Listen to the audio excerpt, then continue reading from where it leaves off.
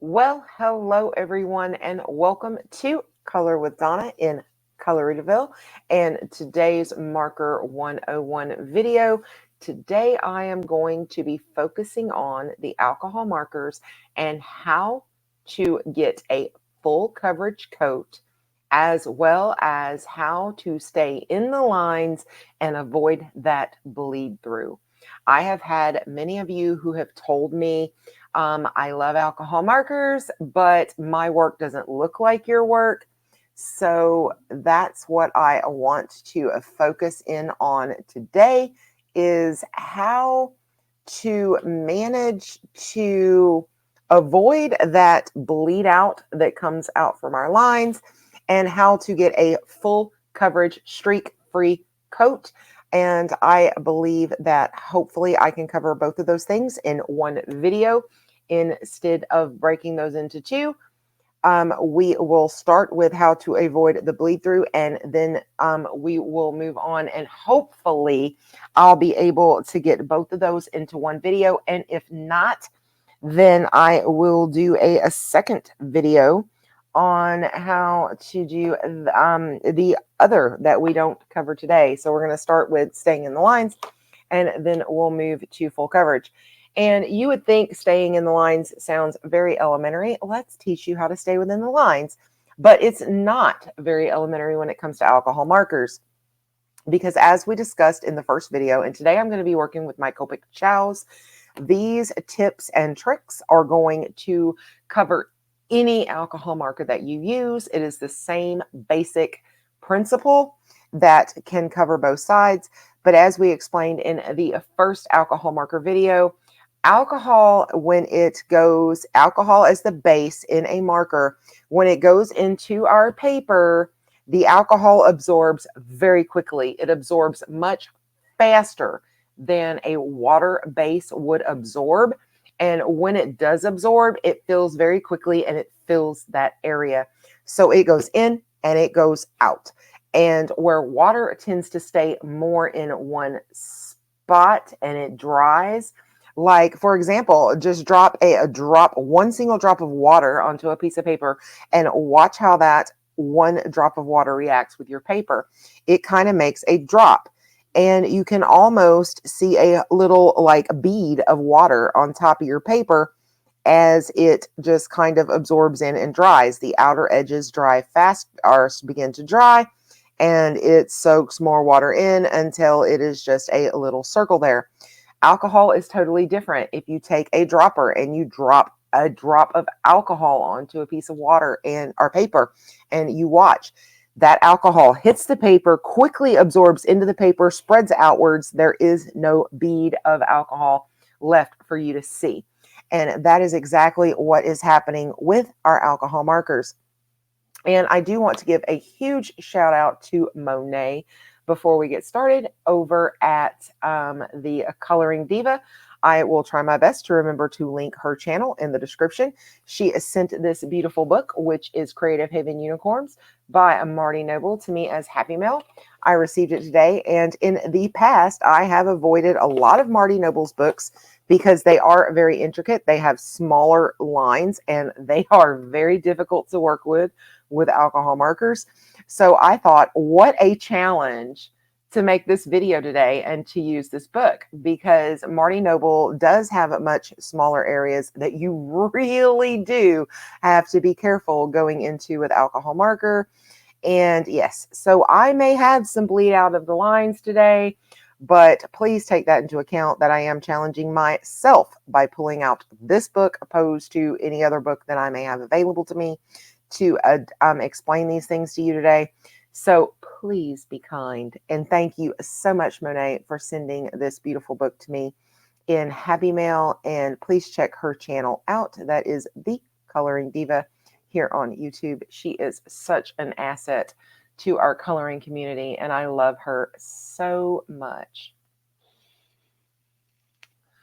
Okay, so let me just kind of come into an area here on the paper, and I don't think I can really get much more in than this. Let me see if I can zoom in without it completely destroying your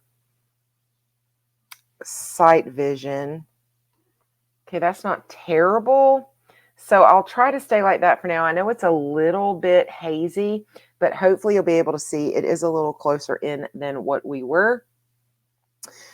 This is just a regular Copic Chow marker, and they are brush nibs, but I promise you it is the exact same principle. So I'm going to start working on this horse's mane, and we're going to do it between purple and pink, and we're just going to kind of alternate those two. When you go in and you want to avoid that bleed out into the lines, the first thing I'm going to tell you guys to do is to be light-handed. And I know that is a crazy statement coming from me because I am a very heavy-handed colorist. But when you come in and you're working in an intricate area or a really sharp point or anything like that, my best advice to you is to be very light-handed. The reason for this is when I'm going into areas like this, I am very scarcely touching the paper. I am not letting the tip of that marker go deep into that paper, because if you push down with any amount of real force, then it forces that alcohol ink down and out, and that's where you get that big bleed through.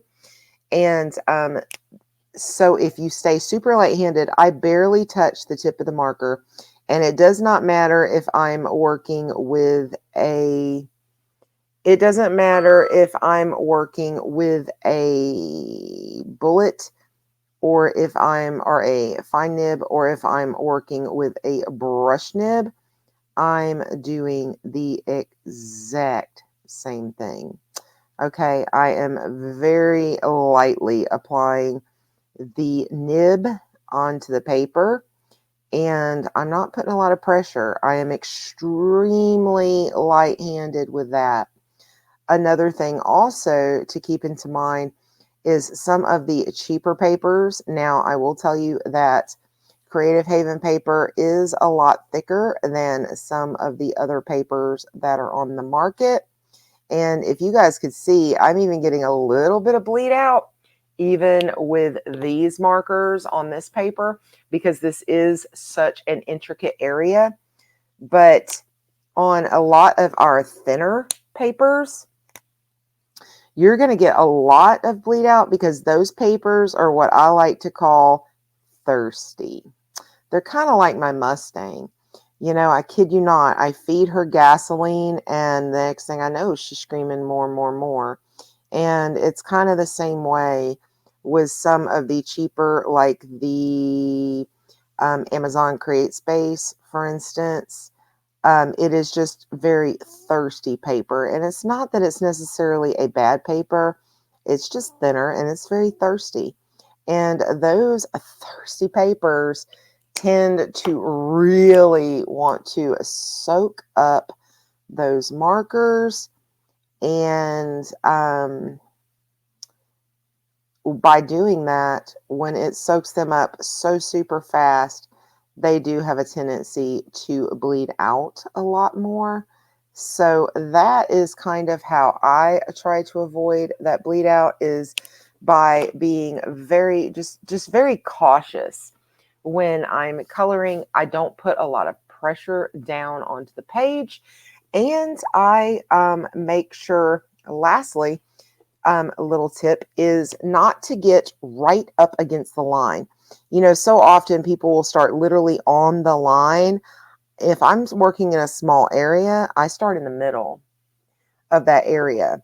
Now, watch again. I will put like a line down in the middle, and then I will slowly add a little bit to each side of that edge. And I watch that ink and what it's doing with the paper, and I never touch that outside line. If you go right up against that line and try to color, that's when you're going to end up with the most bleed out. So I start away from the line, and I lay my ink down, and I let the ink determine how close I'm going to get to that line. I never go right up against it. I'll add a little more ink, but at the end of the day, adding the more ink, as long as you're not going right up to that line, that ink is still spreading its way outward. And when it spreads its way outward, it's going, trust me, it's going to fill up that area. You don't necessarily ever have to go close, super duper close to those lines. There are going to be situations where maybe you have to, like with this little areas like that, the width of the line is almost the same as the width of my marker. So in that case, I definitely am extremely light-handed.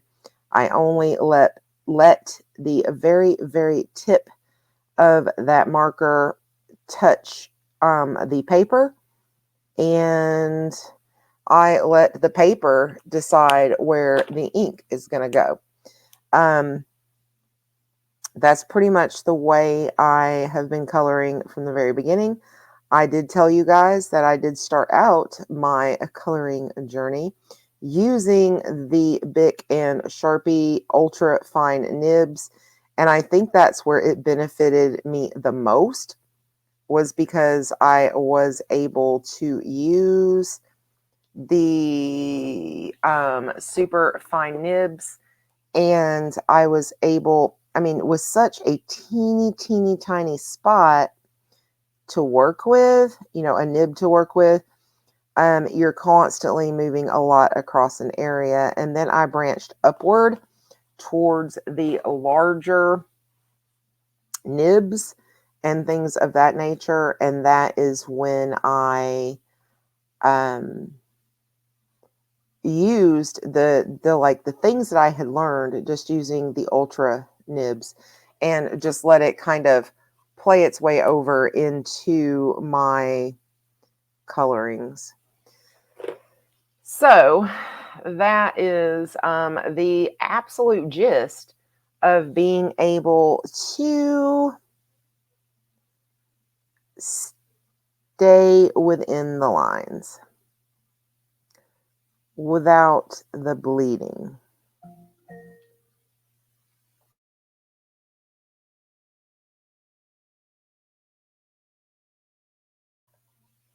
So, okay.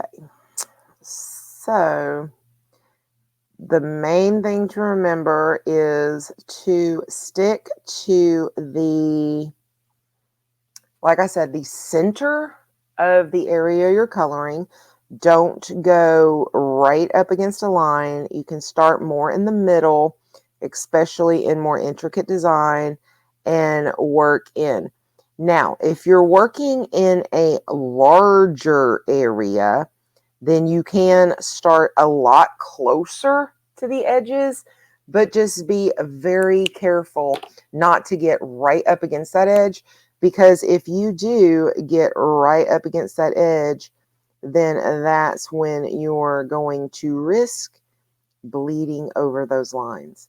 I just recently had someone who commented and told me, yeah, I've been using my markers lately, but my pictures don't look like your pictures.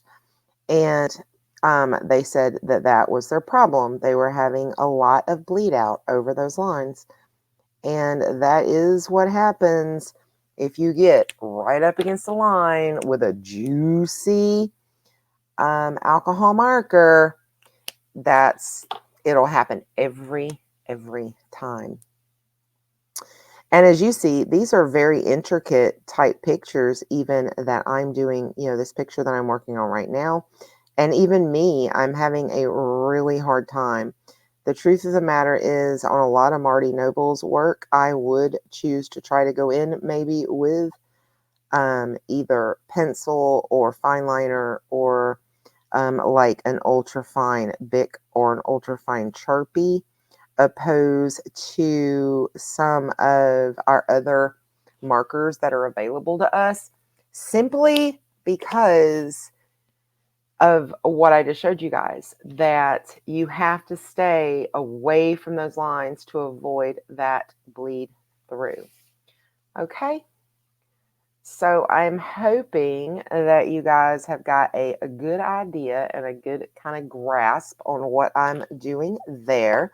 If you have any questions or comments in regarding what I just explained to you as far as working those lines and things, be sure just to leave that in the description down below, and I will either answer your question to the best of my ability, or I will come back in and do an entirely new video just for you to explain exactly what I mean with that. Now I want to, because I don't want this to be an extremely long video, I do want to move on and talk about how to get full coverage and a complete coverage in our pictures. And I'm just going to, let me see, I don't know how much ink is in these. I'll grab one of my fluorescent, which is my FBG2 fluorescent dull blue green from my Copics, and I will just do this horse here because it's available and it's close by, and that's kind of what we've been coloring on. And I will just show you guys. So the idea behind getting a good full non-streak coverage in an alcohol marker is, first, make sure your marker has plenty of ink. This one looks okay for what I'm going to attempt, because you do definitely want a good juicy marker. If you have a dry marker, a marker that is beginning to go dry or whatnot, you're not going to be able to get this full coverage. It's not you, it's the marker. So with this, I want to move this up just a tad, and then I will, yeah, that looks so much better. Okay, so what you want to do with this, alcohol ink does dry fairly quickly on our paper. You need to work quickly yet efficiently. And what you need to remember is, if you start coloring here and you stop for whatever reason, if wherever you stop, if that line dries, you're going to have to do a complete another coat and try to blend that line in. Otherwise, it's going to be a streak. When you commit to an alcohol marker on paper, you have 100% committed to that alcohol marker on paper. So I'm going to start with this ear just to get it out of the way. Yep, because that's like our little spot. So you can start pretty much anywhere. What I do is I look for an area where, if I have to stop for any reason, it's easier. So if I looked at this image here, you have the top of the horse head, and then you have this little line coming in right here. So if I were to have to emergency stop, I could technically stop right here in this little gap, and it wouldn't be as obvious as it would be, say, if I started here and then had to stop and then start back on the full horse. So I would start somewhere like here, using the exact same principles that I just taught you about. Don't go directly to the line, go close to the line, let the alcohol ink determine where it's going to go. And then you can always come back and add just a little extra ink to pull it into that area if you need to. And then if I had an emergency, I would work to here and then stop, because it's going to leave a little bit of a line here, but it's not crazy noticeable. And then I would come back in and finish on. Once you get to this portion of the horse, you're pretty well committed, because everything from this point out is pretty much open and it is solid.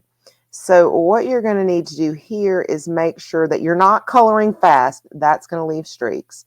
But what you need to make sure you're doing is you are staying in the area that you're working on, and that you're fully saturating the paper along the lines as you go along. Make sure you are getting a full saturation. If you kind of feel like something looks like it's got a little bit of a line there, go a little bit further up and go back over it and just kind of cover that line again. Sometimes 2 coats really is better than 1. But once you finish with an alcohol marker, if you were to go back over it again, you're not just filling in areas, you're darkening up the color. Your opportunity to make sure that you have a nice, clear, full, marked up coat is in that very first coat with an alcohol marker.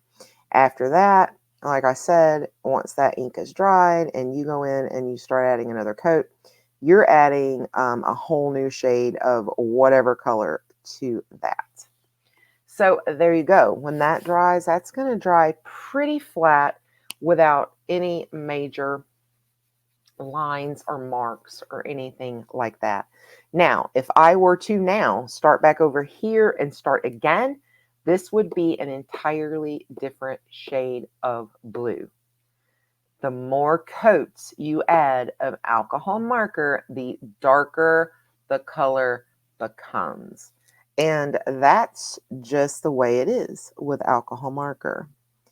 So I'm going to come in and do this side over here the exact same way as I did before.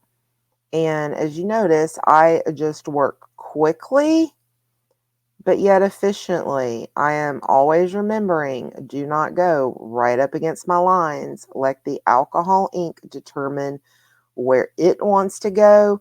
And if I need to add just a little more ink close to, but not directly on the line, to let it kind of soak on into the side, that's what I do, but I do not go directly up against a line. Close to, but not on the line.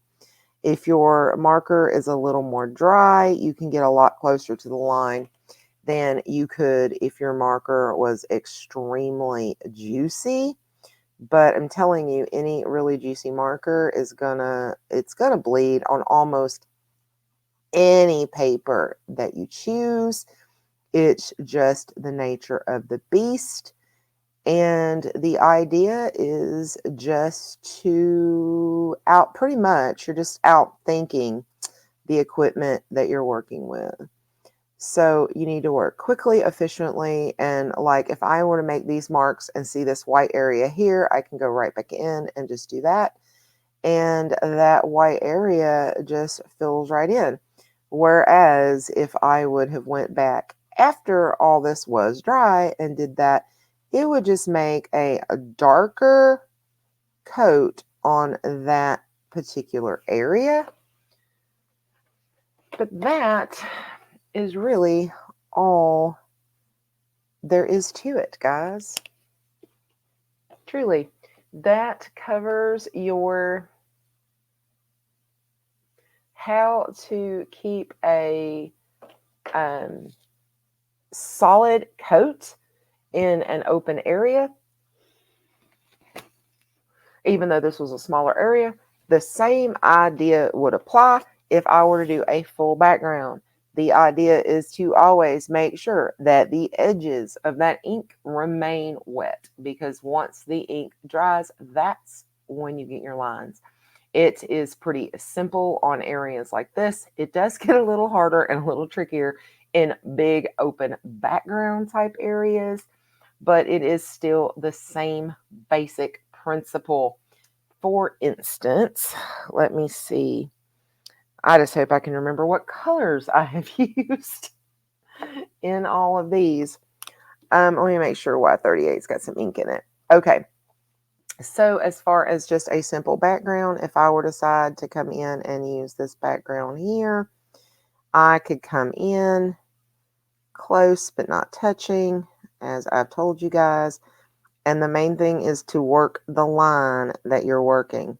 If this line, any of this area ever goes dry, that's where you're going to get your streaks at. But as long as you are mending that line, and I don't know what the proper term would be, but mending it, paying attention to it, minding the line, and making sure that that ink on that line is staying nice and wet and evenly saturated. Now see, here's where the trick comes in, because you got to kind of go up here too. But you just keep making sure. And if you have to come back and re-wet an area that you've already done, like if you're coloring up here and you're like, oh, it is okay to go back and forth if you have to. I have done that, because you will end up in spaces sometimes where you kind of do have to do that. But if you want to keep that solid, flat surface, that's how to do it, guys. It's all a matter of mending the line, minding the line, whatever you would want to say. Just making sure that that line of ink is kept moist and it is being given a consistent saturation with your nib. And it doesn't matter if you're doing this with a bullet nib or a fine tip nib or a chisel nib. It is the exact same principle with every single nib. And that is how you would just continue on in the whole area doing that background. So what do you guys think about that? Leave me a comment and let me know if this video has been helpful for you guys.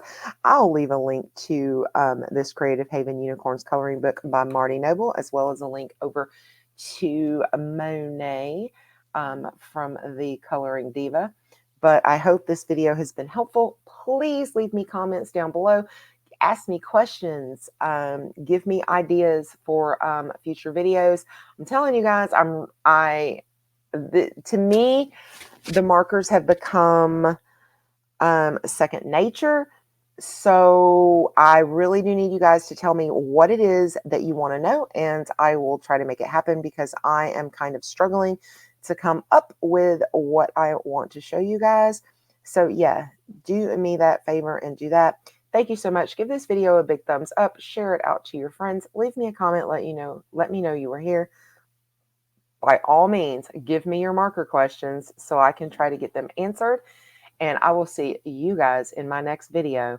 Until next time, peace, love, and happy coloring. Bye, guys.